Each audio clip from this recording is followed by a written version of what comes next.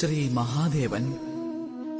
ആ മഹാനായ ദേവനെയുണ്ടല്ലോ, അദ്ദേഹത്തെ ദേവന്മാരുടെ ദേവനെന്നും വിളിക്കാറുണ്ട്. അദ്ദേഹം എന്റെ ആരാധനാണ്. എന്താ നിങ്ങൾ ആരെങ്കിലും ഇങ്ങനെ ചിന്തിച്ചിട്ടുണ്ടോ?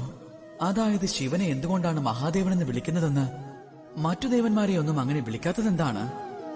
അത് ഇതുകൊണ്ടാണ്, മഹാദേവനിൽ, അതായത് ശിവനിൽ അങ്ങനെ ഒരു വിശേഷ ഗുണമുണ്ട് മറ്റാരിലും ഇല്ലാത്തതായി.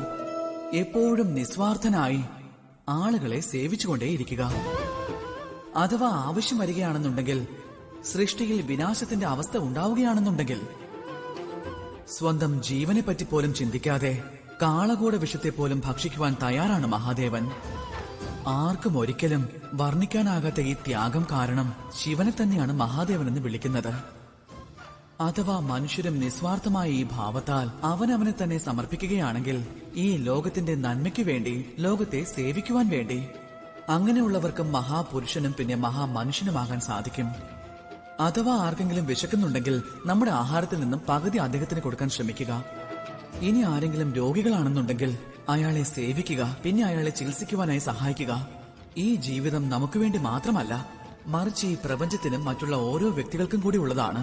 അത് മനുഷ്യൻ മനസ്സിലാക്കുകയാണെന്നുണ്ടെങ്കിൽ അവൻ മഹാദേവന്റെ പാതയിലൂടെയായിരിക്കും സഞ്ചരിച്ചു തുടങ്ങുന്നത്. അഥവാ മനുഷ്യർ നിസ്വാർത്ഥമായ ഭാവത്തോടെ ഈ പ്രപഞ്ചത്തെ സേവിക്കാൻ ശീലിച്ചാൽ അയാൾ ഉറപ്പായും മഹാമനുഷ്യൻ എന്ന സ്ഥിതിയിലേക്ക് ഉയരുവാൻ തുടങ്ങും. അപ്പോൾ ഏവരും എന്നോടൊപ്പം വന്ന് സ്നേഹത്തോടെ പറഞ്ഞാലും രാധേ രാധേ.